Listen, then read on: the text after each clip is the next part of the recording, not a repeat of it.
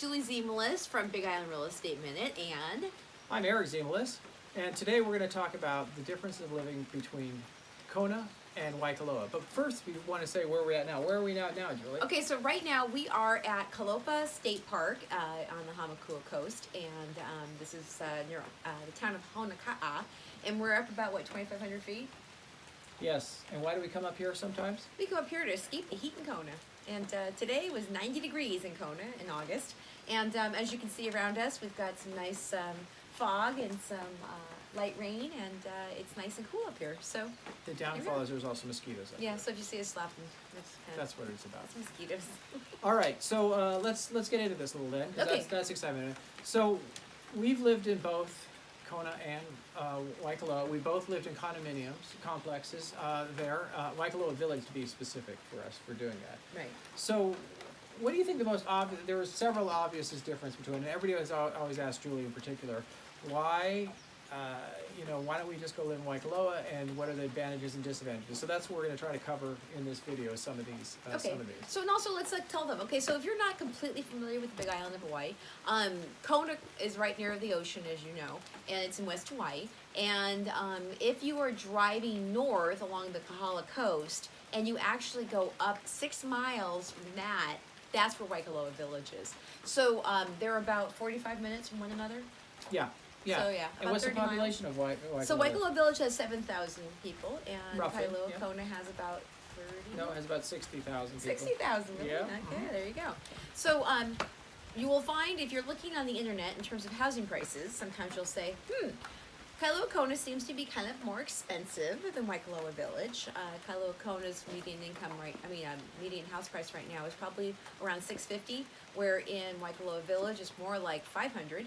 So some people say, well, how bad can it be? So that's why we're having this discussion as well, because there are some interesting experiences up in Waikoloa Village that I have enjoyed, and that is not being with the masses and less traffic. It is a small town. Mm-hmm. And what do they have up there for restaurants and shopping and things like that? So it's the shopping experiences are really limited right now. There is a new shopping center being built up there right now, though, too. There's one KTA, which is the grocery store that we have here in Hawaii, and Pueo's restaurant, which is really a great Italian restaurant, and a small shopping center like Lava Java and some little taqueria. But and my kid's favorite, Subway. Oh, they have Subway. So not a lot, but what we have found is that it basically has what you need. And if you need much more, then you drive down to Kona and you go to Target and Costco, or you can go up to Waimea, and they've got more restaurants, some different kinds of more gourmet experiences, right? Right. So I think one other thing that was nice about being up there as well is if you like wind, right? The breezes come through there, nice and clear. So, okay. So that advantage or disadvantage is, one of the things about Waikoloa is that it has a nickname called Waikobloa because the winds can definitely blow on a regular basis there, and almost every day it has some wind, but it's a question of how windy does it get. Most of the time it's kind of a nice little blend of wind, and sometimes it gets to be 30-40 mile an hour winds depending on what it is. It howls. And it howls through there too. So it's kind of one of those, how comfortable do you feel with the wind? Right. And that's another reason why it's not as expensive as in Kona. Because in Kona, we're completely blocked by Hawalai, which keeps those trade winds basically just moving up and down the hill nicely. Where Waikoloa Village is located, basically what they call the wind tunnel of two major, Mountains. The winds come off Mauna Kea, and they actually come through the two volcanoes as they're coming down, and they right. So it goes through. So it comes up. So if you look at the island, as it comes off the ocean, it goes past Hilo, and then it comes between Mauna Loa and Mauna Kea, and then that's when it kind of gets worse. Squeezed together and causes to make it come through a little quicker. Yeah. But the advantage is it tends to keep it a little bit cooler. So I would say the temperature is probably, except for the middle of the day, is probably 5 degrees cooler on average. In the night, I would say it's at least 10 degrees cooler. Yeah, 10 degrees cooler. Than it is during the day on average. Matter of fact, we were there. There was times in January I was actually a little chilly and had to put on a jacket. Yeah, so it was like very 65 in the morning. Yeah, pretty regularly. Any time besides the summer.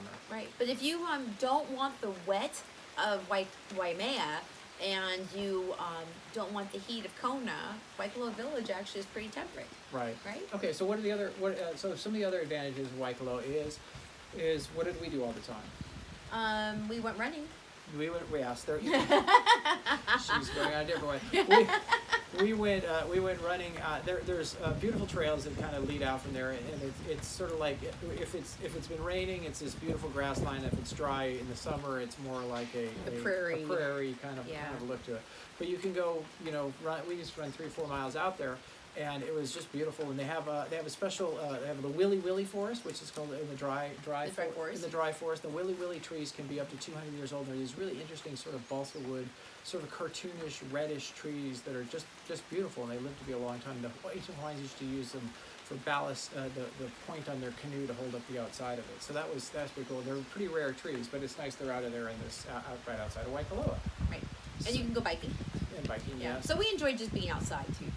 Right. But you were thinking what? What did we do all the time? We went down to the beach. That's what I was thinking. There we go. We went down to the beach, and we watched plenty of sunsets at Hapuna. What is the best beach on the island? Hapuna. Well, okay. When you say that, it's one of the best open beaches on the invitation. island. Hapuna Beach is probably almost.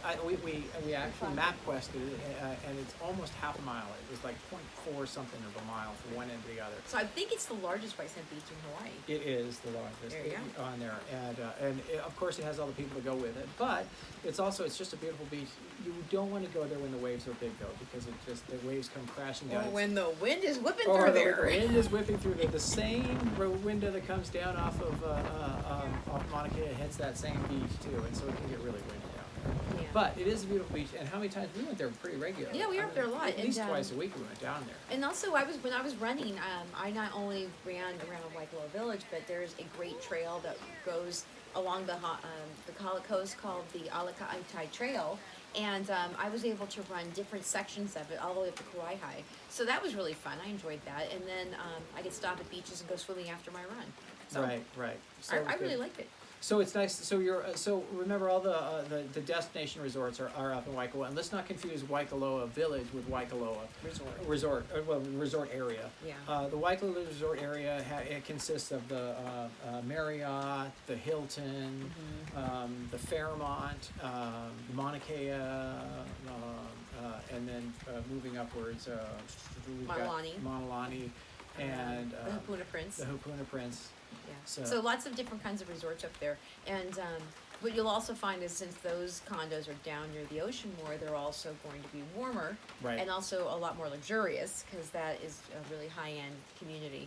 And again, if we have friends that looked at for homes, and they wanted to be right next to the Queen shops and the King shops and be next to all the restaurants, so they're looking to buy a condo right in that Waikoloa resort area, and also you can easily rent condos in that area because it is zoned as a resort area. Right. But the disadvantage is, of course, there's more money. I guess you have to kind of ask what you're looking to do. You know what I mean? If you're going to be there full time and you're looking, then Waikoloa Village is definitely a good choice for you. Right, and so one thing we liked about the village too is that we have children, and my son really enjoyed Waikoloa Middle School. And the teachers there are very cool. We had a really good experience with our children there. But my daughter had to ride the bus at 6:30 in the morning to Kailua. And she went to high school, so that's so the high school. The closest high school is in Kailua, which is in Kona. Right, but some people also went to the private schools up in Waimea at Parker and HPA. It's a little bit of a drive, but you can do it. And cost too. Both of them have a price tag to go with them. Yeah, as well. So okay, so we're doing pretty good. We were with Waikoloa. Let's talk about contrasting Kona, and then we can get back to maybe some of the details. Okay. So one thing, like being Kona, being 45 minutes away, that was another kind of downfall a little bit, right? Yeah. The drive. But one thing, okay, so we've done the pros about Waikoloa Village. The pros about Kona is the fact that you are in the middle of all the action. Yes. Okay. So we live downtown Kona now. And I tell you, we went to the old airport today, and it was 2 minutes to get to the old airport. And, we could go swimming at the pier, and for us, the gym is right there, which is what it is. And all the restaurants that we said, let's go down to the restaurant, and they're right there. So you're in the heart of a tourist town, and that's a beauty. I mean, you know what I mean? To have everything. But then some people will also say then you're also in the middle of the traffic from the tourists.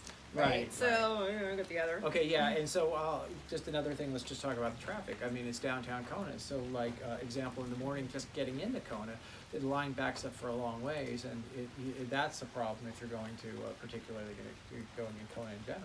Right, and I was there for Cruise Ship Wednesday just a couple days ago, and yeah, it's congested down there.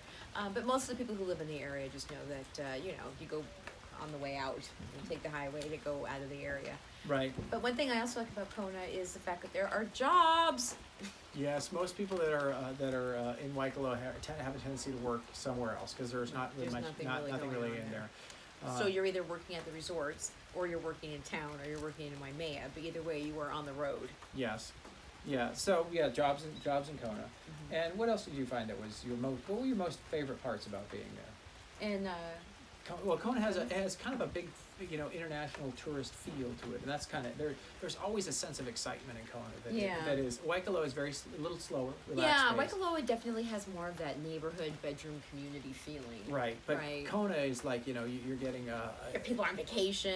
Yeah, and particularly us because we're comparing condo association to condo associations, and so it makes a difference of where you are. Mm-hmm. But the people where we're at now, they've all come in from other places, and they're all excited to be there. So there's definitely a sense of excitement to it.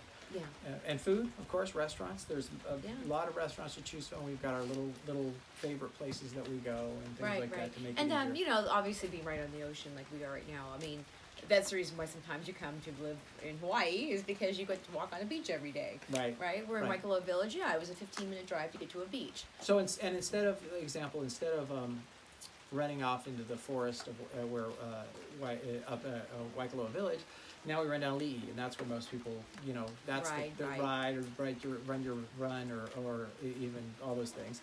So and that's nice. I mean, it's beautiful. They got the little beaches as you come along and all the nice little houses and stuff, and that makes it really good. But the downfall is it's crowded, so it's kind of a toss up. And one of the interesting things is the only beach in Kona that's actually in Kona is a Magic Sands.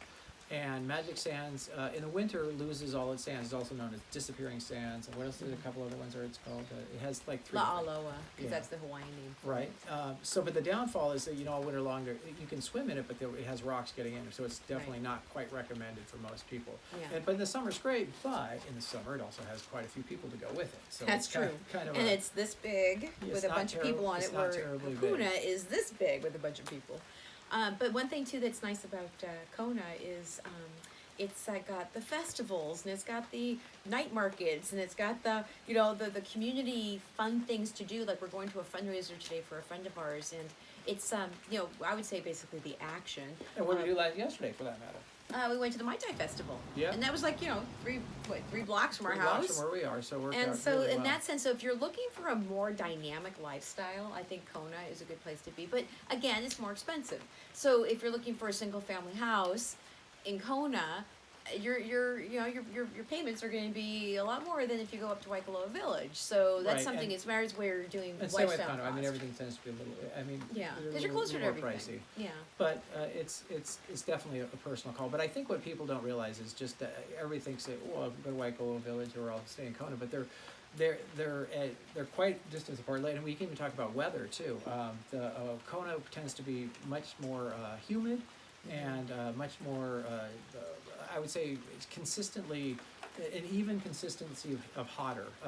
Like example, in Waikoloa it would cool down at night. In Kona it's pretty temperate in terms of the temperature there, and which is nice. But the downfall is, of course, is in the summer by the ocean. It's hot, and it's hot and muggy. Yeah. And so some people will say, I'm not going down to Kona today because it's so hot near the ocean. It gets like today. We came up here because it was 90 degrees down there. But some people live up on Maka a little bit, and there's about 10 or 15 degrees. And the question is, everybody says, well, you can always do air conditioning, and it's definitely an option. And one other thing just to throw out there about air conditioning here in Hawaii is that we have one of the most expensive electric rates of the nation, and it's about 4 times what it is in the mainland. So if you're going to turn on, even for a condo, if you're going to turn on your air conditioning, it's $300 or $400 a month That's to do right, that. that's So it's right. kind of one of those. Right. You have to ask yourself, you know, or the other option is you live at a higher elevation, because we were at sea level. We were probably 15 feet above sea level where we are right now. If that. If that. Yeah. But there, in Kona, there's a lot of places you can go that are, you know, 500 feet up to 1,000 feet. The Palisades go up quite high over there, and all these different places you can. And if you live in the cloud forest in Koloko, it looks a lot like this. They're very similar. So Yeah. you have some options, but that is, you know, 15 minutes to town is Yeah. what that one is. Yeah. So it's just a question of where you want to go, or you can go down south, right? There's South Kona that is it gets they get a lot more clouds and a lot more rain, particularly in the summer. They Yeah. definitely And in the get it. afternoon, their clouds come in. Their clouds too. come in, right? So that's nice, but you know, like when the fog was coming, they got hit pretty hard with the fog. But, Yeah. But right but- now, at least we're fog free. yeah, and I'll say this: you know, one of the beauties of Kona is that being near the ocean and seeing that crystal clear blue water is definitely it's a really nice thing Nice for perk. doing it. Yeah, Also, you're closer to the airport if Yeah. you're in Kona. yeah, And I know, we like the fact also that my son goes to a school that's not that far from our house, and he's enjoying it. So again, the schools, you know, there's always a different experience with the different schools that you're going to get in Kona. If you're going to a private school or a charter school like Innovations or Kona Pacific, those are good. And then we also have our public schools, Kona Waina down in South Kona and Kalikahe up in the middle of town. So that's family life. Yeah. Okay. and then let's see what else is there. What would you consider the best of each one? This week, I discovered an amazing snorkeling area next to Magic Sands that I wrote about. So awesome. One thing about the Kahala snorkeling areas is that there's a ton of tourists up there too. You know, but I found some really cool places that a lot of the residents I don't know if there's have how figured many out. up north. Is there as much snorkeling as there is down south? Yeah, down at 69. Yeah, there's some there, You right? know, and so a lot of people who have found where the cool snorkeling spaces are, more people are finding out about it, so that's what's going on down there. But one thing I've really enjoyed doing is meeting my friends for breakfast at Gertrude's Jazz Bar right downtown. Yeah. So, you know, another thing is there's more places to meet friends for drinks. Yeah, Call yeah. me kind of lifestyle crazy, Yeah. but, you know, Yeah, the I bars. will say this. My favorite thing I liked about Waikoloa is it had a serenity and a calmness that you don't get in Kona, which is, you know, it's very relaxing. So that's definitely an option too. Is the you know, if you're thinking of something you want to be just relaxed, that's where it is.